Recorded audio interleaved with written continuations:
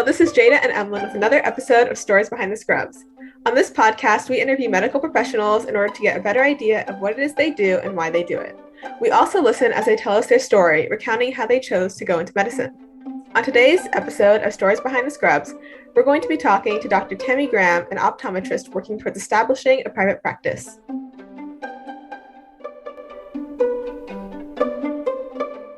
Hi. How are you? Hello. I'm good. How are you? I'm good.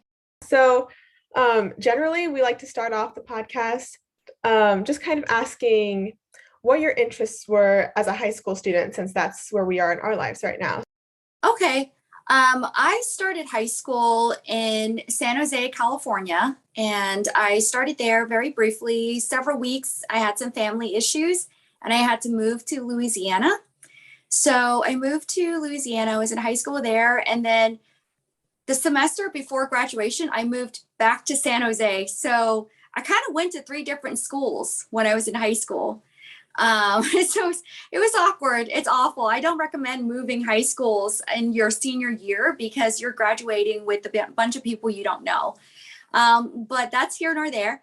When I was in high school, I was really interested in healthcare. As a matter of fact, I was interested in healthcare ever since I was about maybe in 3rd, 4th grade. For sure, I wanted to be a pediatrician when I was in 5th grade. So healthcare was always part of my life. But when I was in high school, one of the special programs that the school did was kind of like an entrepreneurship program where you could earn credit going to work and taking classes that focused on business and just overall entrepreneurship, especially if you wanted to be a business owner. And the teacher I had then, she was an amazing teacher that just really got me interested in other things, not just healthcare, but also just kind of being an entrepreneur. She was really, she believed in the entrepreneurship system, especially here in the United States. If you had an idea and your idea was cool and there were enough people that were interested, you could really make a good living for yourself. And she really just pushed this idea of working hard and coming up with something that's your own and just kind of building something that you could really live off of. And I really liked the idea of just kind of being creative with your future. And that kind of took me into a kind of different, a little bit of a different direction for a bit. But, I just wasn't creative enough to actually come up with anything on my own. So then I veered back to healthcare. And that's kind of where I was in high school. Yeah, well, that's super interesting that you were able to have those experiences in high school. Ours is a little bit similar. Right now, I'm following like our medical track. Mm-hmm. And so they offer lots of different medical courses for each year. And this year, I just got my certification for clinical medical assisting and Good. basic life support. And so that should help me next year because the next level is your patient care tech certification. And so that's kind of similar to how yours is more like on the business side. Mine focuses more on the medical side. And so definitely interested in medicine and trying to follow that passion. But it seems like you also had an interest in both business and medicine as a high schooler, right? Mm-hmm. So what were you thinking was like your career path at the time? To be honest with you, at the time, what I wanted to do and what I had to do to help my family were so different. So at the time, part of the family emergency was my sister had a business in Louisiana. She had a salon. She had a beauty salon, and she also was part of the shrimping industry. So they were the 2 businesses that she owned, and she basically bit off more than what she could handle.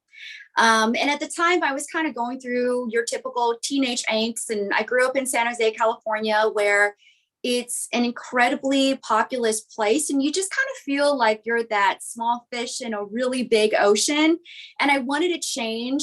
It was a scary change, but I agreed with her that if I went and helped her, that I could kind of focus a little bit more on my studies and kind of explore different things, is at the time, my parents didn't believe in going to school and working. And I've always wanted to work. I come from a very traditional family where growing up, my parents just wanted us to focus on school. They feared that if we went and got a paycheck, that we would only want to go out and spend that money rather than save that money. So of course, when you're young, you're spending a lot, you get yourself in trouble, and you kind of lose sight on why you go to school at that age. And so my sister and I convinced my parents that, to let me move. And so I myself bit off more than what I thought I could chew. So when I went and lived with her, she was like, okay, well, you're not just going to work in this salon, you're going to manage it. I'm like, what's a 15-year-old going to do to manage a business? But she led the way. And at the time, I didn't know that I was good at managing people until I realized I was good at managing people. I guess so many times when you're being told, hey, you could do this, you can build something from the ground up, and you could come up with innovative ideas to help people expand it within their job responsibilities and help them enjoy your job, and basically be very successful and keep the lights on, pay yourself and pay your staff. I had no idea. I just was told, this is your job, this is what you're going to do, and you just should do it. And so that kind of put healthcare on the back burner for a little bit. And but in the back of my mind, I knew that no matter how long it took, I was going to veer back into healthcare, because that's really what I wanted to do. And that's kind of that with high school. That's how I got there.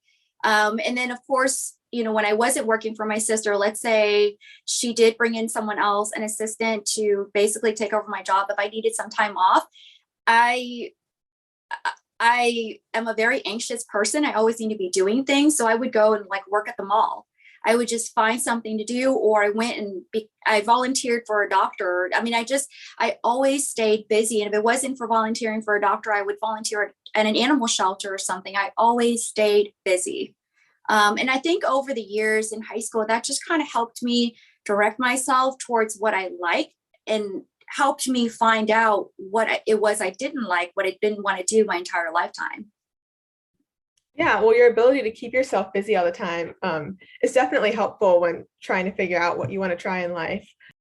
Yeah, so since we just finished talking about high school, what would you say was the biggest difference for you? It could be either for in school itself or just social changes around you. What would you say was the biggest difference between high school and college? Well, we'll start with the social changes. As far as the social changes, it wasn't a huge difference for me, really. Unfortunately, in high school, I kept myself so busy outside of school with work and volunteer, and then back to work again. I had friends, but I didn't have friends that I was able to spend a whole lot of time with. So, and I was telling Jada earlier that my high school years were a little bit odd in that I moved to several different states, and I went to 3 different schools. I don't recommend that, but it really changes how closely you could become friends with your friends, how closely you could spend time with them if you're kind of all over the place. So that was hard for me. And I kind of felt like I was a little bit of a loner in high school. And so I was able to focus on my studies a little bit more. I was able to focus on kind of work a little bit more.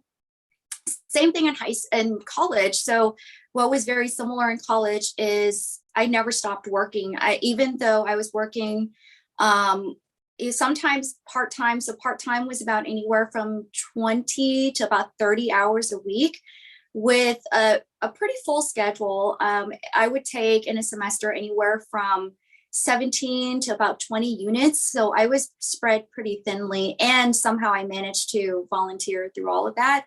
So college was just really an extension of myself. And I learned over the years as I've gotten older too, that it was my way of staying busy, was my way of coping with the idea of not knowing what I wanted to do with my life. Again, I was telling Jada earlier that I've always wanted to be in healthcare, but healthcare is such a broad term. You could do a lot of things in healthcare.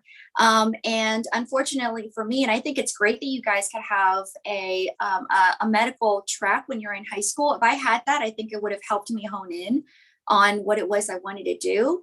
But since I didn't have that, I just kind of really kept busy so that I wouldn't stress out about what I needed to do going forward, if that makes sense. Yeah, I completely understand. While we're kind of on the same track, what did you major in high school, in college, of course, and what was the like dramatic shift in like deciding what you wanted to do? I mean, clearly you knew that you liked medicine, but you did a lot of like management and working like in business while you were in high school. Yeah. So I was always really within healthcare. It was either between pediatric care, so becoming a pediatrician and taking the medicine track, or taking the medicine track, but focusing on psychiatry. So the other thing that I really find fascinating is just the human character, who we are as individuals, how we interact with one another, and how we can so differently perceive the same situation. And it's all based on sort of our life experiences, where we come from, who we are, who we interact with, and what our just kind of overall exposures are over time. I just find all of that really fascinating. I myself was going through some pretty major teenage angst. I was just, I stayed busy, but I would say I was not a happy teenager at all. I was not a happy young adult. I always felt like I was misunderstood. I always felt like I stayed really busy, but it almost seemed like it didn't really amount to a whole lot. So I was pretty hard on myself. Probably didn't have the most positive self-image at the time. And, it's just the psychology behind that, the sociology behind that was really intriguing to me. So I started reading a lot of psychology articles and psychology books. And so when I started college, I majored in psychology with a medicine emphasis. And I stayed on that track. I graduated with the degree, with a bachelor's degree in psychology. But the whole time I was focused on medicine because I was dead set on entering an MD, PhD program. So I did a lot of research. I did a lot of psychology research when I was in college too. And, that helped me discover whether or not I was interested in research more or the clinical track more. And through that, I realized I was more interested in the clinical track. So probably in my third year, my junior year of college, I realized that research really wasn't for me. I was decent at it. I was good at it. I just wasn't passionate about it. And how I discovered that was one of my jobs as a research assistant was to write proposals for research projects. And I realized that sometimes what it is that you want to research isn't necessarily what you're going to be able to get funding for. And that kind of broke my heart a little bit, just because I was kind of like, you're kind of doe-eyed and you think, okay, well, if you're interested in it, everybody else has got to be interested in too. But then you learn, okay, this is what you need to do. These are the research paradigms that you need to focus on to be able to get funding. And that was probably the first time in my life, in my adult life, that I realized that sometimes things that you want don't necessarily match up with what's available out there as far as funding, because you can't self-fund. There's just not enough money to do that. And so you do have to come to some realizations that sometimes what you want isn't what reality is going to offer you. So I dropped that. And so the only thing I focused on was the clinical track. And so at the time, I did a lot of volunteering. I volunteered as a mental health counselor as well, just kind of a really basic mental health counselor where I counseled a lot of primarily young women of all ages, but lots of teenagers, lots of young women in their 20s and 30s who have been emotionally, physically, and sexually abused. And that was a lot at that time. And I really enjoyed it. It was a volunteer job that I looked forward to. It was every other weekend I would be, and I took the night shift. So it was a 24-hour hotline that you would volunteer. So people would call in. And you would take different shifts. And so during the day, I was either in class or I was working with an actual job. And so I would take like the night shift, Friday night from, 11 o'clock at night all the way to about 5 o'clock in the morning. So I didn't sleep very much, but I was in college either. So I took that, and that was also very revealing to me. In the beginning, it was easy, but there were certain cases where they were very hard. I struggle with certain cases and I won't dive into it, but it was hard. A lot of the callers, unfortunately, based on their voices, because some of them called so much, I did actually recognize them in the community. And that was really hard for me. I realized that I just didn't have the mental and the emotional fortitude to continue doing something like that. It really affected me tremendously. And I have deep respect for people who are working in recovery, rehabilitation, and mental health settings. I really do have deep respect for them because they're able to sort of mentally and emotionally navigate that.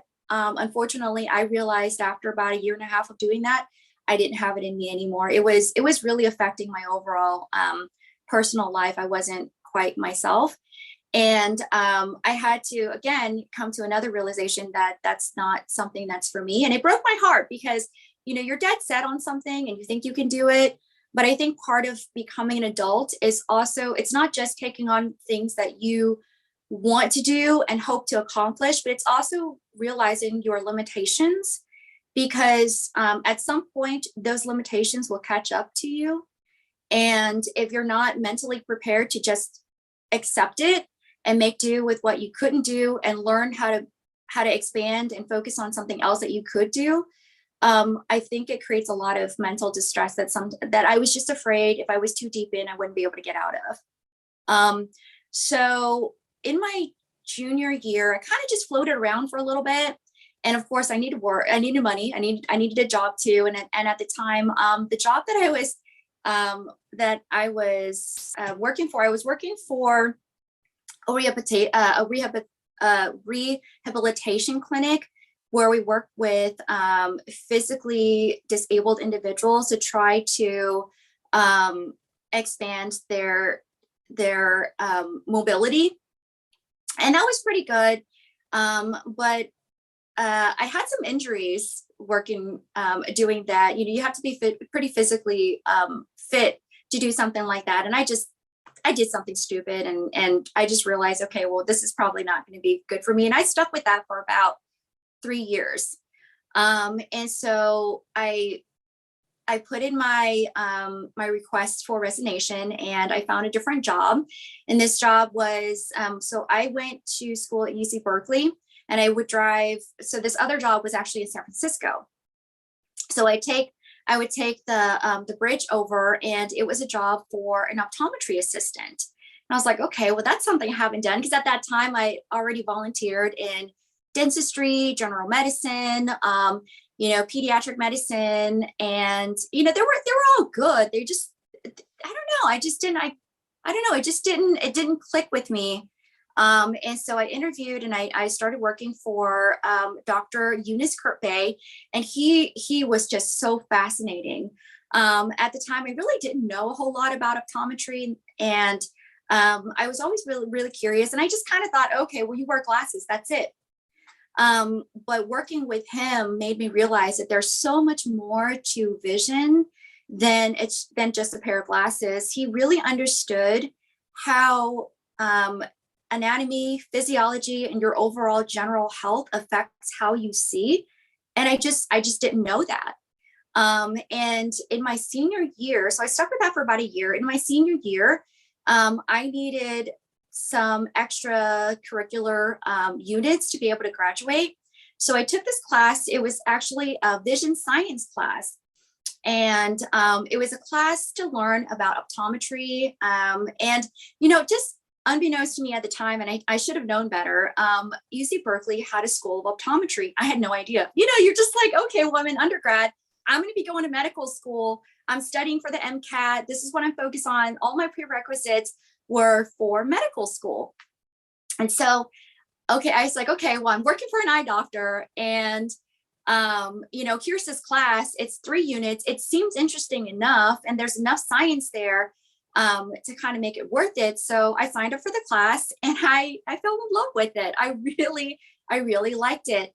And so I took a test. It was, I can't remember what it was. It was like the second test, and there was a question on it that bothered me. I didn't understand.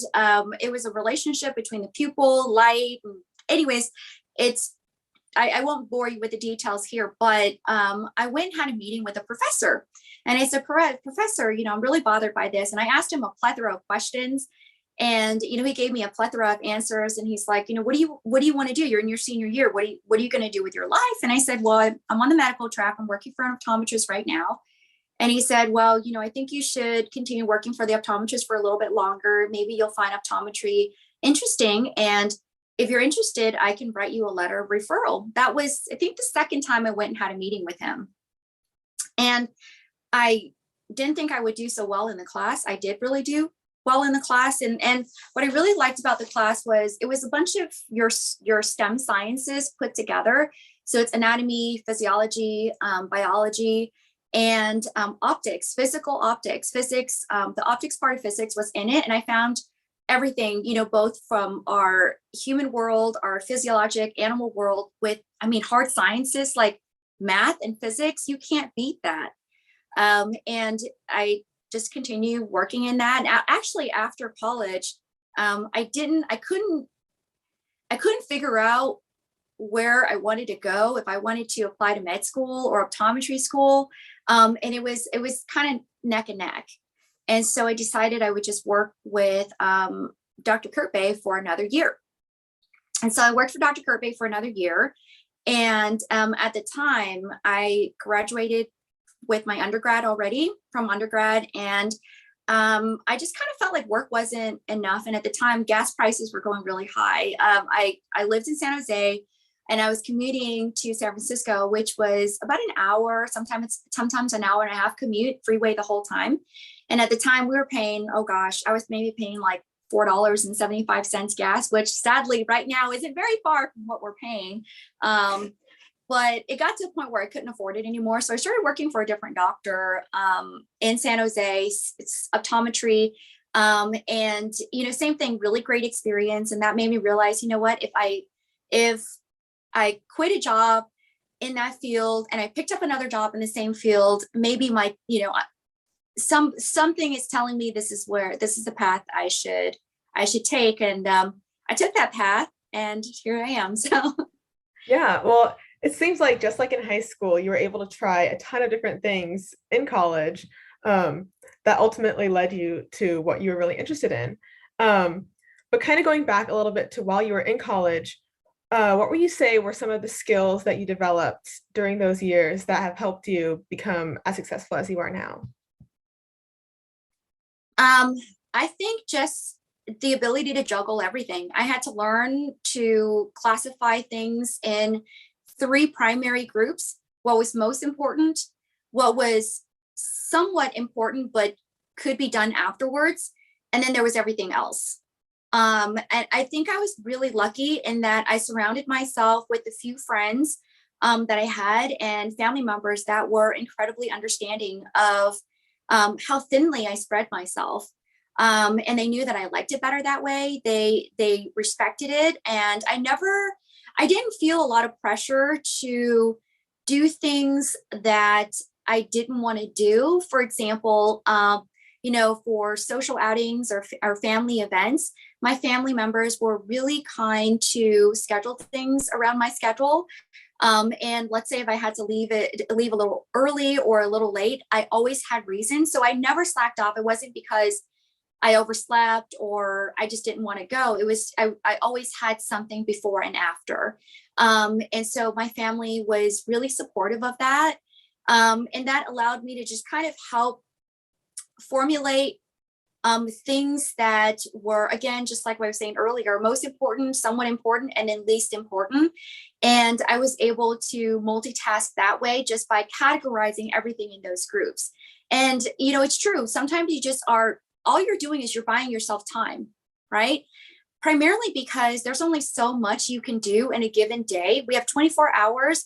And I'm someone who truly believes now as an adult, I truly believe you do need your sleep. And we can get into the, physiologic and immunologic reparative aspects of sleep. Sleep is so good for you. And I know you guys as high school students, as patients of mine, you're not getting your sleep, but I highly recommend that you get that going, because part of, this is kind of jumping ahead, but one of the things I really love about optometry, the vision sciences, is vision is highly influenced by a lot of factors, one of which is lack of sleep. You have muscles around your eyes that stay in focus. And if you haven't slept very well, sometimes your vision comes in and out of focus. Sometimes your vision, when you first get up in the morning, is just flat out blurred. When you're young, you might not notice it, but once you hit your 20s, you'll really start to notice how vision affects how your eyes overall feel, as far as dryness in the morning, even red eyes. Computer vision syndrome is a real problem where you have a combination of red, dry, irritated eyes that burn, eyes that come in and out of focus. Especially now, I mean, we've got the same symptoms that are reported, with kids 8, 9, 10 years old, with them being on the computer. And I bet you if I surveyed the both of you guys would probably have said yes to all of those symptoms. But sleep, especially when you're young, helps to recover a lot of that dryness, a lot of that eye fatigue. I started believing in sleep when I was going through optometry school. And so with optometry school, very similar to medical school, you're spread pretty thinly. You're expected to volunteer. You're expected to train in your clinical skills and train your clinical skills after hours before your practicals. And then you're supposed to, once you get into your second year, you're going into clinicals. And on top of all of that, you have to study, you have to go to your didactic courses. Then you have to study to pass those courses. And there's just a lot of studying involved, and there's not enough hours in the day. And I realized there were just some classes that I just didn't really like, things just didn't click. And I realized if I took naps throughout the study day, and then of course sleep for at least 7 to 8 hours, I was able to consolidate that information a little bit better, or at the very least, I was less anxious because I was getting the sleep. And I came to terms with the fact that there were some things that I was good at, that it was easy for me to study and remember and expand upon. And there were just certain things I just couldn't get. And in those classes, it wasn't worth it for me to beat myself up and try to kill myself. And so some of those classes went into my somewhat important box. And then the classes that I was really good at, that became my most important. And then the other thing too, is how I distinguish between the two classes was I asked myself every single day I was sitting in class, do these classes pertain to what I'll be doing when I'm in clinic? And because I worked in optometry, I knew what it was that my doctor constantly referenced. There were certain things that you needed to know, just like you guys are learning right now. There's certain things you just need to know for your MCAT to be able to get into medical school. There are certain things you need to know down to the nitty gritty, like the Krebs cycle, to be able to pass your MCAT. But once you get into clinical practice, all you need to do, you don't forget about it, but you just need to remember where to look it up, when to look it up, and how does it apply to your clinical skills and in your decision making, your decision making when you're working with your patients. And so that I don't like seeing things like that, but that really is the reality when you get out of school. You just can't do everything all at the same time. Maybe you want to, but you're not going to enjoy life as much, And I know you guys have a question about life and school life and work-life balance and life balance in general. We'll get there. It's definitely a challenge going forward, even as an adult, an older adult. You're still trying to balance things, but that's just life, though. As long as when you realize that's just life will be easier. Yeah, I mean that's some incredible advice. I think a lot of students today, especially in the environment that we've put ourselves in, could definitely take to heart, and truly they might, I say they, but it's us too. We might see some improvement in both, mental health and how we're performing in school if we just took the time to prioritize sleep. So I completely agree with you on that. And you began to talk about optometry school, and I was just curious. You mentioned you were split. You had this split decision before you of optometry school and medical school. Mhm. What was your final deciding factor? What finally pushed you to optometry? So first off, I don't know if I mentioned earlier, but the prerequisites for optometry and medical school were exactly the same. So that helped out greatly. The only difference was in optometry school, you take the OAT, and then for medical school, you take the MCAT. And so I think what the deciding factor was, I went to a talk with, it was like, it's like this the Students Medical Association, and they brought in a young oncologist. She was an oncologist, and she focused on the colon. And she just finished medical school. She finished medical school. She finished her training, and she's now in clinical practice. And she's at a hospital. And at the time, I was like on the brink of graduation, and when I went to this class, at the very end, I stayed behind and I asked her one question about sort of life balance, work, school, life balance. Of course, she was already done with school. And even about 3 years from being done with all of her training and out in clinical practice, she was honest. She said she was still struggling with that. And I don't know, for whatever reason, that just really stuck with me.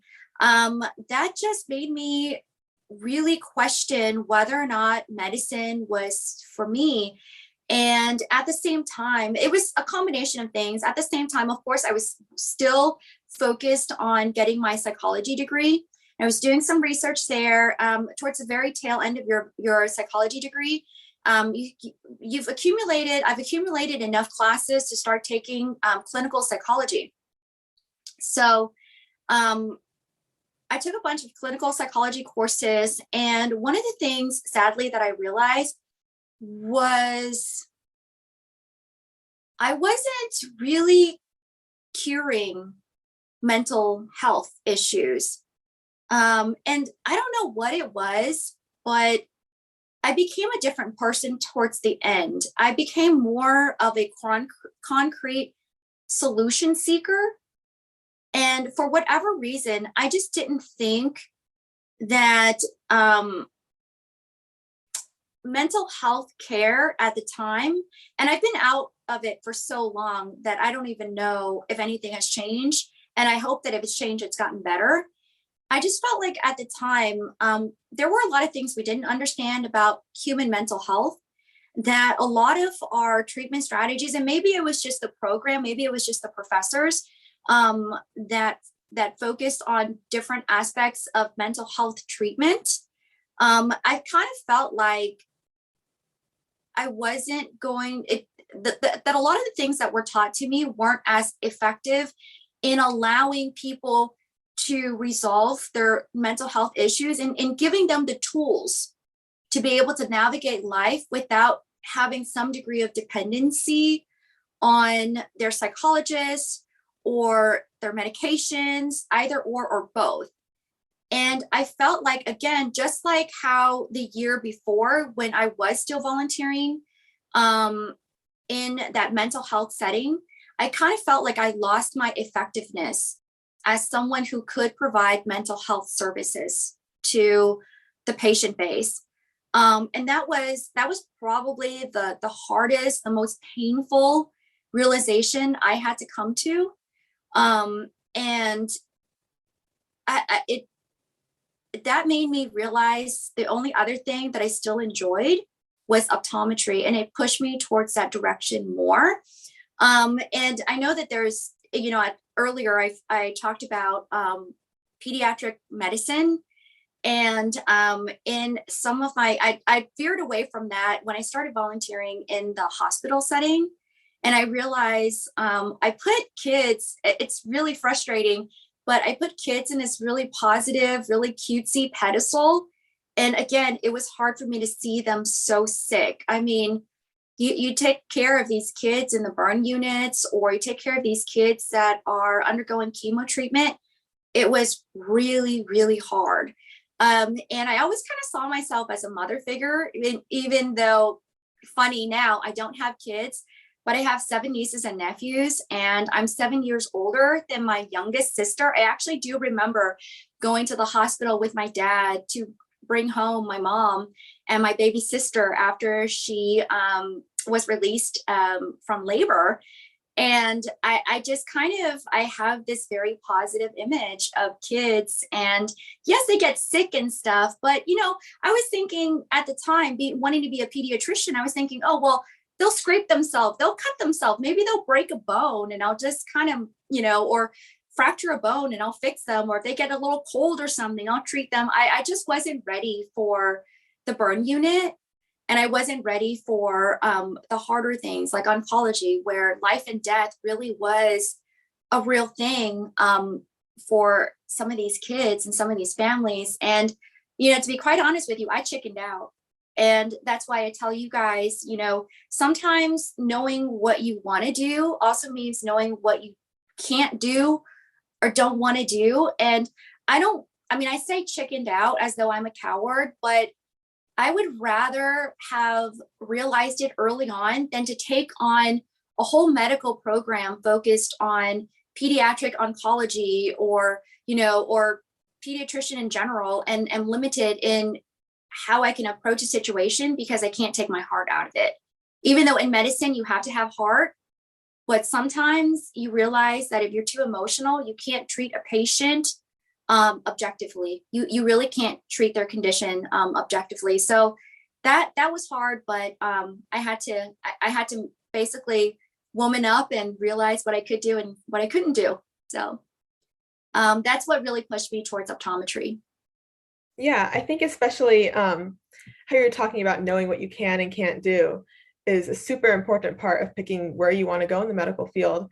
Because I know if you had asked me, or even probably Emlyn, like even a year ago, our answers would have been completely different from what they are now. Oh yeah. Yeah. And so that's kind of part of the reason why we're doing this podcast, is just to kind of figure out like, what are we interested in, or who's doing stuff that we might have an interest in. Because at least for me, I've never thought of optometry before, but after this podcast, that could be like a serious possibility, just because we know more about it.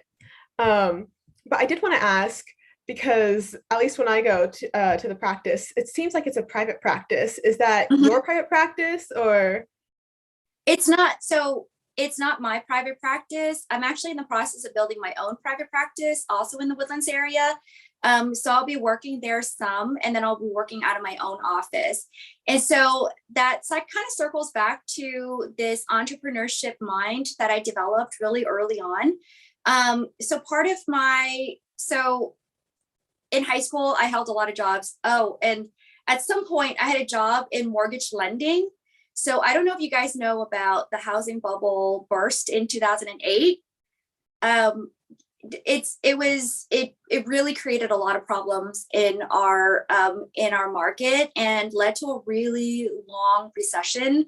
But anyways, so I won't get into that, but I was into mortgage lending because I thought maybe I could do that on the side. So my older sister, another sister I had, she has a mortgage lending real estate business, and she needed some help. So I was working for her part-time, and then I was working for Dr. Kurt Bay, the optometrist in San Francisco, and going to school at the same time. So that was interesting times. But I kind of liked it because it tapped into that little bit of entrepreneurship that I didn't know I had in me, only because I'm a little bit of a control freak. So, that's the other thing. You have to hone in on what you know is you, and you have to expand on it. Not that it's a bad thing or anything, but I like process. And so when I was in, of course, optometry school, I worked for and college, I worked for 2 private practices. And then when I left optometry school, so right now in our optometry program, you have the option of taking on either a residency program or a fellowship the terminology is a little bit different in optometry school than medical school, because in medical school, when you go through your residency, you're not like fully fledged licensed to practice on your own. Whereas in optometry school, you are. So optometry school, you take your boards all throughout your 4 years. So it's separated, if I remember correctly, it's 3 parts. There's didactic, and then there's your more of your didactic with a little bit of clinical, and then your full clinical where you fly to a location to get licensed, to get your board's license. So you can submit that license to your subsequent state that you'll be licensed in to practice. And so when I graduated optometry school, I got my license, but throughout optometry school, I developed an interest in cornea and contact lens. So, and I can go into that a little bit more, but your eyes work like a camera system.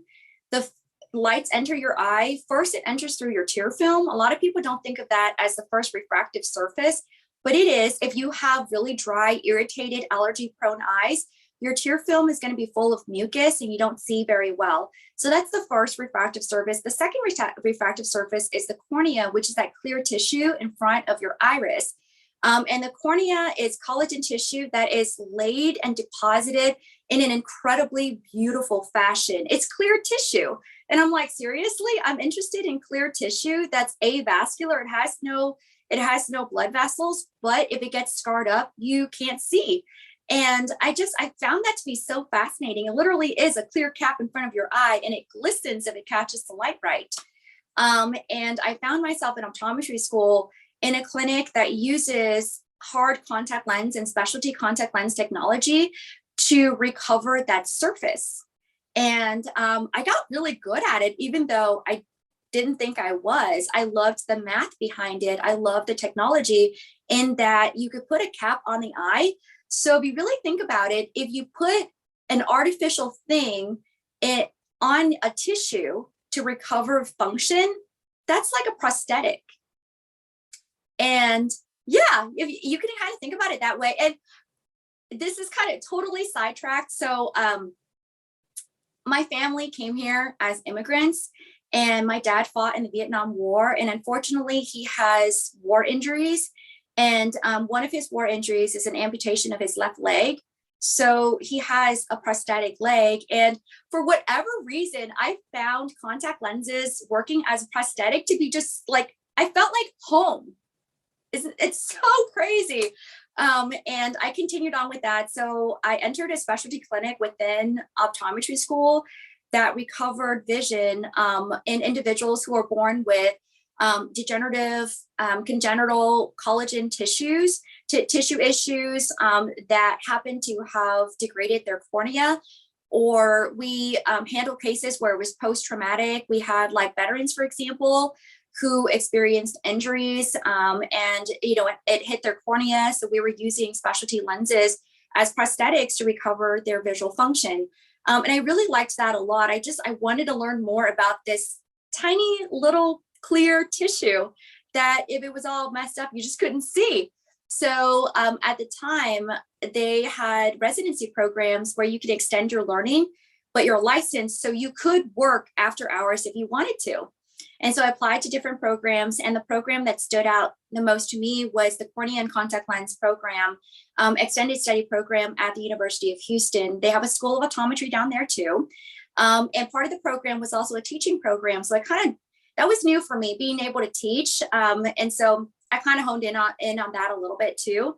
But I worked in the clinical setting where I honed in on my skills treating very specific corneal diseases with therapeutic lenses. And I really liked that a lot.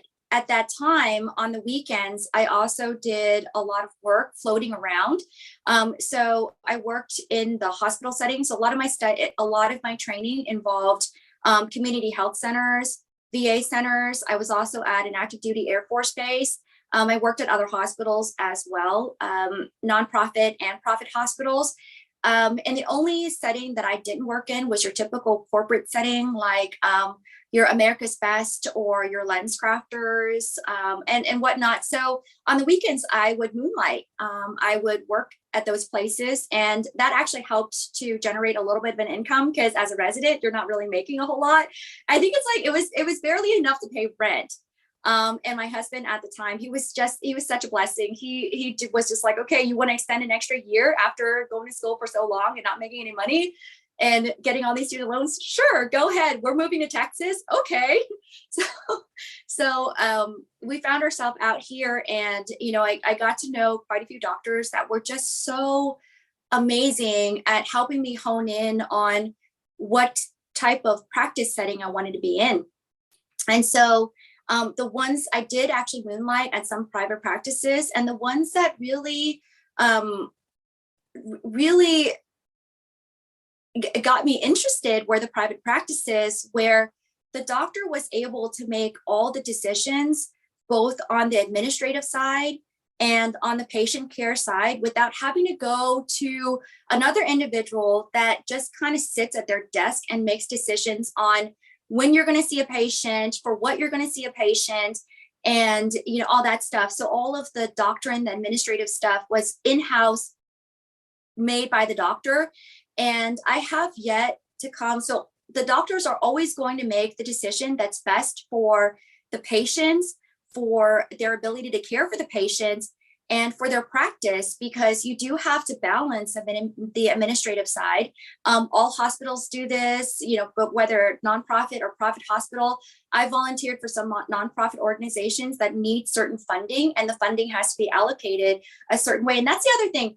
That was something that I was not taught all throughout my pre-med years in undergrad. I was not taught any kind of administrative or financial sort of planning in optometry school. Yeah, you get some, but thinking back on it, it was so ridiculous to think if you're going to borrow that hundreds of thousands of dollars to go and get a graduate degree without very little means of money management skills, that's hard.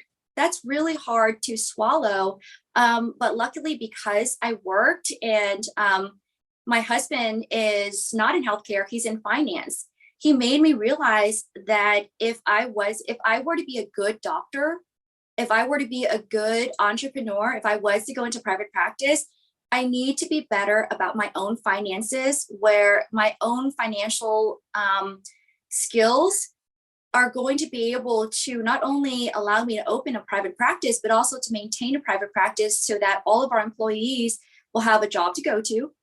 We'll also have a paycheck to get, and we'll be able to turn on the lights so that we can see patients for the next day, if that makes sense. That's something that should have been obvious, but isn't. It's not taught in school. I think you get some of it, but you don't get down to the nitty gritty, and it can be very overwhelming. But because I worked so much in different settings, I moonlit so much in different settings, especially after I got licensed, that the most comfortable setting I felt was in the private practice, where I had more control of the underlying and overlying administrative processes than in more like corporate, larger type settings where I had to always go to someone else to get something done, even though I'm the one, and my assistants, my nurse assistants, my medical assistants are the ones with boots on the ground who know what will work for our clinic, for our schedule, for our patients, and to guarantee that positive patient outcome that every patient deserves when they come into our doors.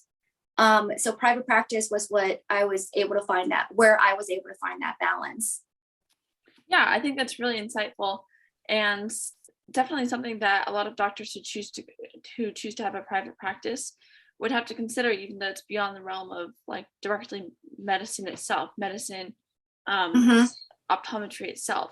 Yeah, and you had mentioned that, you know, you're trying to move towards a private practice, which means, and even what you're doing right now, I'm sure you're seeing dozens of cases every day. So surely, you know, there's definitely at least like one type of case that stands out to you. You know, what are the most like common cases that you see on a daily basis? Yeah, so I'm in private practice now, so the practice that I'm building will be just like the one I'm at right now. Probably the most common cases. So we are primary care. We see all patients. We see patients from the age of 5 to 105. So I see pediatrics, I see young adults like you guys, I see older adults, I see retirees, and I see geriatric population. So I pretty much see everybody. And I would say every single group will have their own sort of cases that stand out. For example, in the pediatric population, I'm seeing a lot more eye fatigue, headaches induced with device use, reading tracking issues, like for example, young eyes ability, well, all of our eyes ability to, for example, read a paragraph, our eyes ability to run from the left to the right, move diagonally, and then do it all over again, left to right. So that kind of Z pattern is something that's developed real early on, as early as from the time you're born, and it continues to develop all the way through your early years up to about the age of 10. And so young kids, because the way we use our eyes now, it's less farsighted, it's more nearsighted. Some of their tracking ability is disrupted. And so I'm seeing a lot more of that. In the clinical setting, we recommend, oh, hey, you got to take breaks. Believe it or not, blue light glasses actually do help. And, getting off devices a little bit earlier in the day, studies upon studies have demonstrated that, especially for young patients, if they're on these blue light emitting devices, it can actually interrupt with their melatonin release. So it can affect their circadian rhythm and keep them up at night. It interferes with the quality of sleep. There we go, back to sleep again. And primarily because we do have internal brain components that are very susceptible to that blue light source. And the reason for that is the original source of that blue light comes from our sun. So the intensity of the blue light from the time the sun is up high to the time the sun makes it over to the horizon will actually decline as the day goes on. So it's a signal to our body, it's time to wind down. You have anatomic and physiologic, especially immunologic changes throughout your body when that blue light content changes. And so, yeah, we're seeing the effects of blue light in the young patient population. With older, that continues on probably through teenage years, early adulthood, through college years. And then I'm seeing in some of my older patients, probably in their, some in their 30s and onward, is systemic diseases. Unfortunately, health issues from the neck down can also affect your eyes.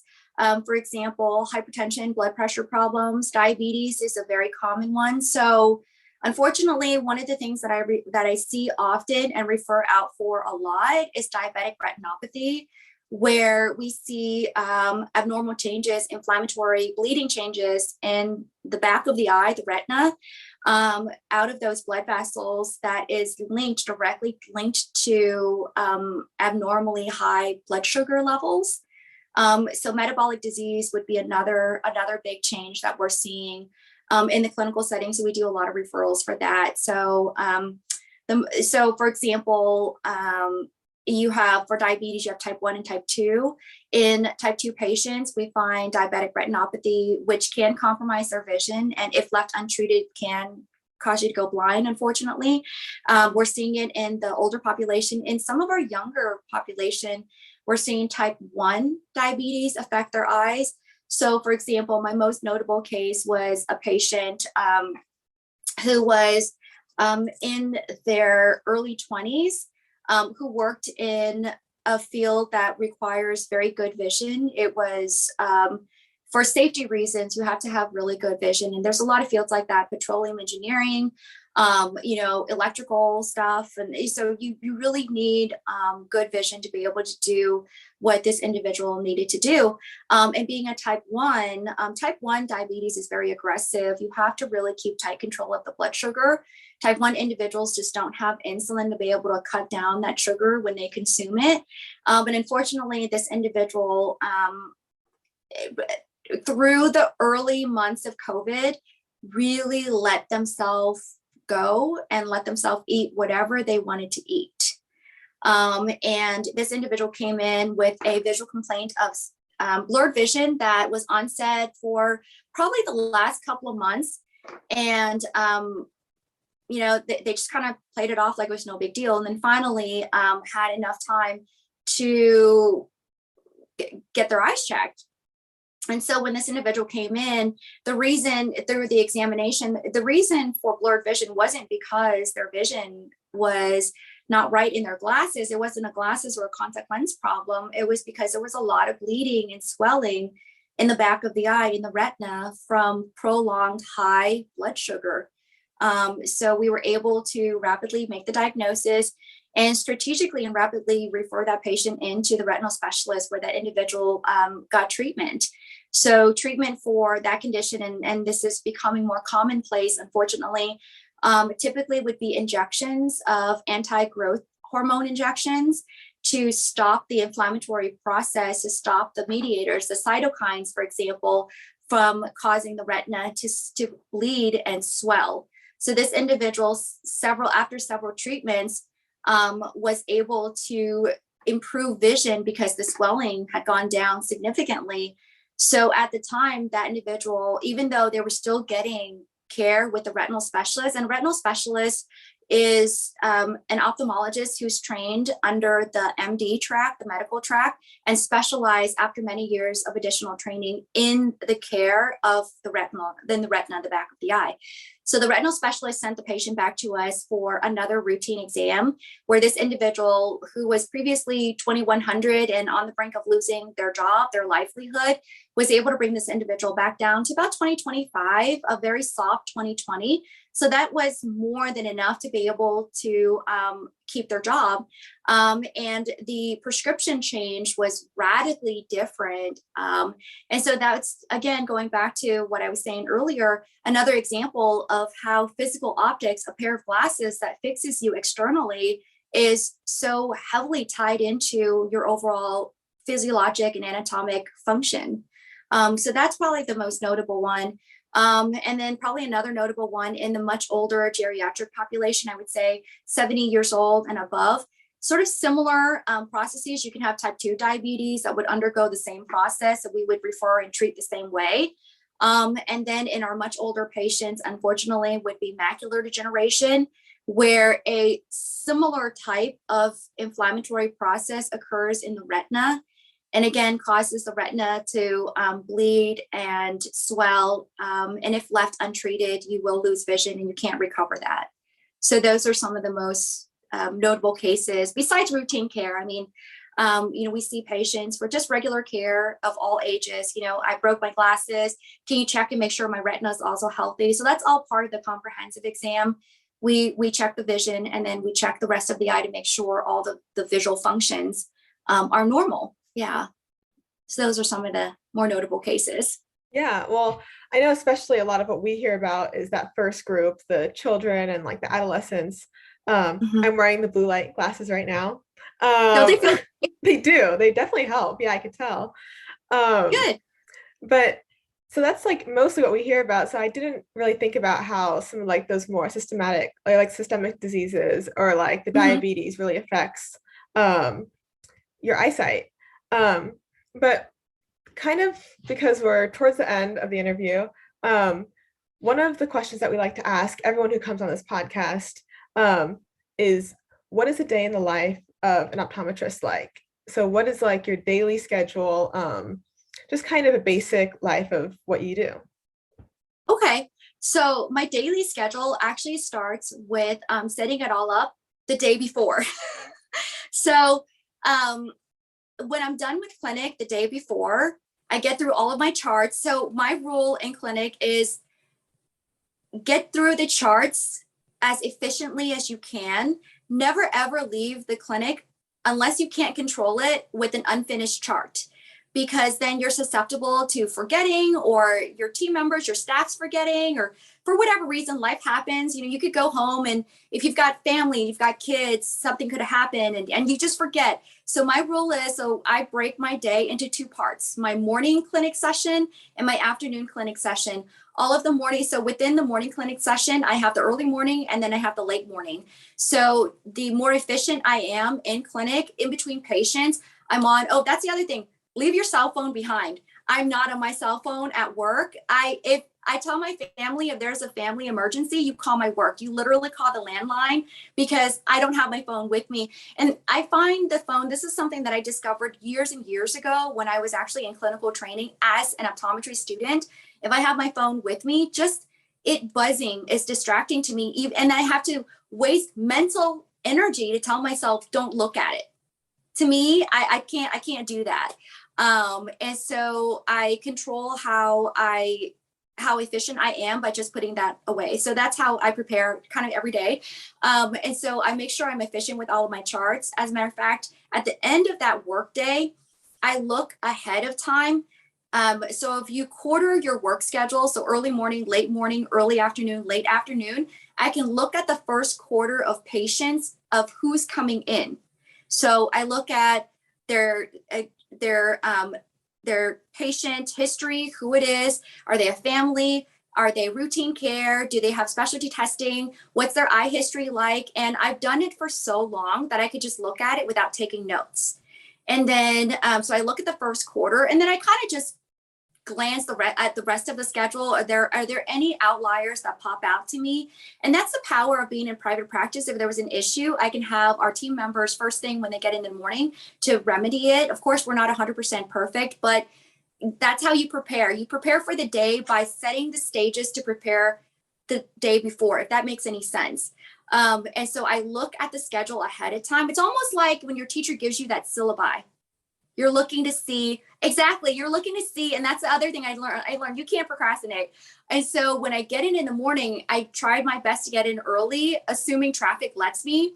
So I get in and I do the same thing. I look at the schedule the day before to make sure I'm done with all the charts, because once a day is done, it's done. And then I look at the first quarter, and then I start seeing patients. So the second time I get, or the morning I get in, that's the second time I'm reviewing it. And if there's anything that's a little bit more difficult, we get patients that we check for glaucoma, the patient's on drops, or this is the patient that's being referred back by one of our ophthalmology specialists. I spend a little bit more time with those patients. So the routine ones, it's quick. It should be quick, and then I can then allocate more time to the more complicated cases. And so once I get done with that chunk, toward the tail end of that chunk, I'm already looking ahead at the schedule. So I already know as soon as I walk through that door, I know who I'm seeing. I know what their chief complaint is. I know what their background is. What's their health background? Do they have any diseases that could affect their eyes? And so before I walk in, I'm not just looking at that. I focus on what I'm going to do in the exam room. So I'm going to check their vision. I'm going to check the health of the eye. I've already decided whether or not I need to dilate that patient, do some extra testing. And so by the time I'm done with all of my testing, because I've laid so much groundwork, that patient management, the last, 5 minutes, 10 minutes, 15 minutes that I get to spend with the patient to put everything together. So that patient management, that patient consultation part is the most important part for me. Everything else that I do is to basically bring me to where I can consult with the patient and be an effective provider. You could ace all of your classes, you could ace all of your clinicals, you could have 1,000,001 distinctions off of whatever associations, medical optometry associations, but your patients only remember you in the last 5-10 minutes of the exam, because the whole time as a patient, you're like, oh my God, here's another test. Oh my God, they're asking me what's better, 1 or 2. Your patient, as a patient, you're owed that summary. It's like reading that book. You go through all these chapters, but that end has to really count. And everything that I do is leading up to that. I want to be effective, especially probably the most sort of sadly, but most prolific condition that we're struggling with as a society, as an international health crisis, is diabetes. It's so awful. And it affects your organs, it affects your limbs, it affects your vision. From an overall quality of life, it's awful. And medications can only get you so far. So the last moments, I'm tying everything into the patient. I'm tying everything in for the patient. This is how your visual function is affected by your overall health. I'm not here to scare you. I'm here to give you the tools so that you can make your medications that you're taking more effective. And I'll quote studies after study, and I'll let them know, look, you're taking these pills. There are side effects. But wouldn't it be so much cooler if you're taking these pills while also strategizing by changing your nutrition a little bit, by changing your overall physical lifestyle a little bit? And I always, always, always remind patients that health is not a number. Yes, if you're healthy, eventually some of those excess weight will be shed. But if the only thing you're going to focus on is that number is, oh, I need to lose 5 pounds. I need to, there's another event coming up or whatever. All you're doing is setting yourself, your mental health up for a lot of stress and anxiety. And you end up going down that rabbit hole of yo-yo dieting. And that is why dieting doesn't work. It has to be a nutritional lifestyle change. And that's kind of at the end of it all, I think where I'm at right now is where I'm able to tie in all of what I have explored as far back as my high school years. I mean, I'm throwing a little bit of mental health strategies at them. I'm throwing anatomy, physiology, vision. I have been managing a private practice and now I'm building my own private practice. So there's that little bit of entrepreneur.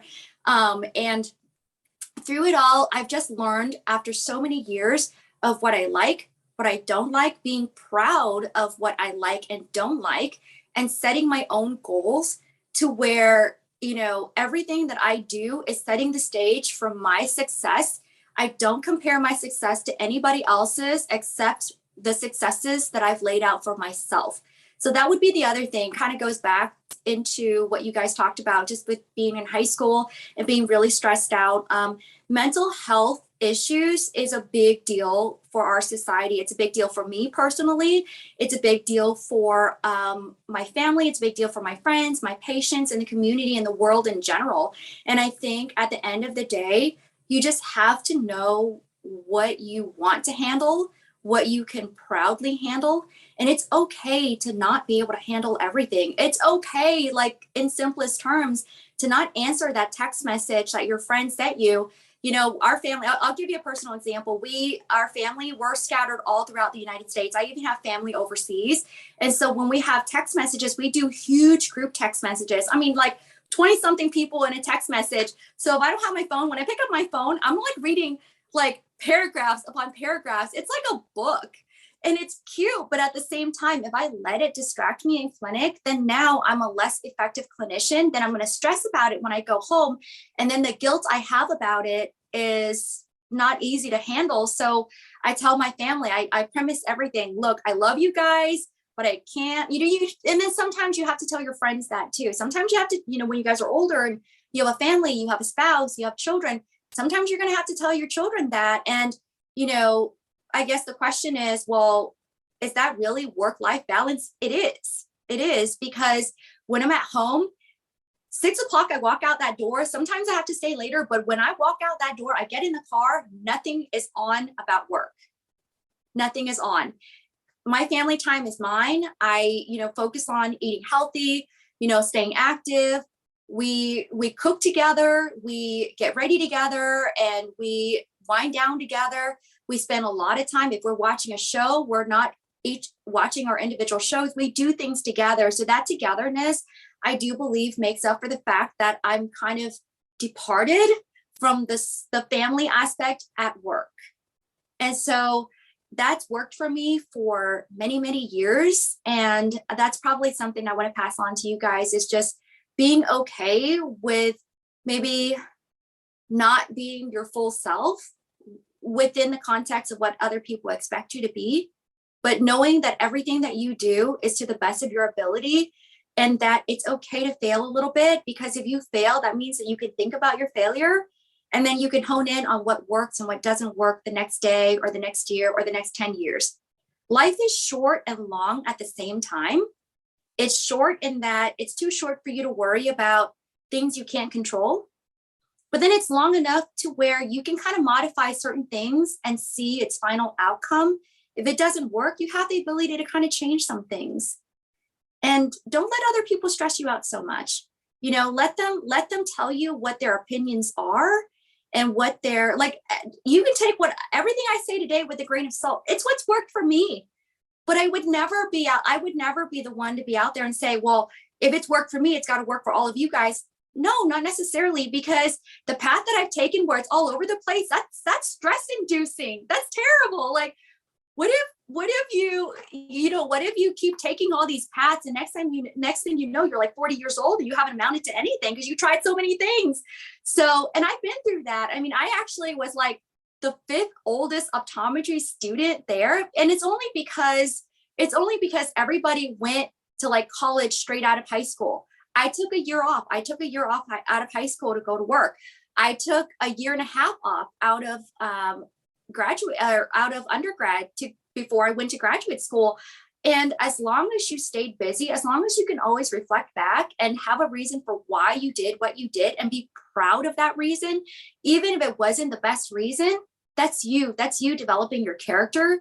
That's you owning up to who you are, regardless of who or what society thinks you need to be or where you need to be at this time, as long as you have a valid reason and that reason is yours. You guys are going to be like the awesome future we're looking for.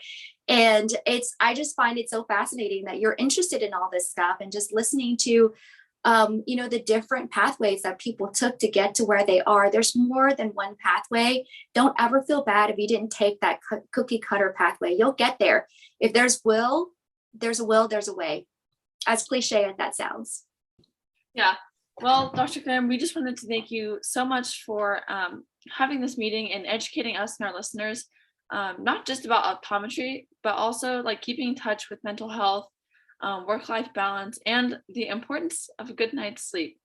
As as much as we hear that, I think it really is underrated, and you bring it into light again definitely helps. It sounds like you've just had like such an incredible path, and you're extremely passionate about what you do now, which is really inspiring, honestly. So thank you. And it was really great to hear from you. You guys are very welcome. If you guys ever have any questions, don't hesitate to call me, text me, or email me. You guys have all of my contact information, and I'd be happy to help you in any way that I can.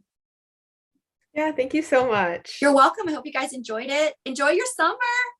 Thank you. Yeah, thank you. You don't Yeah. get to have your summers. It's all the same.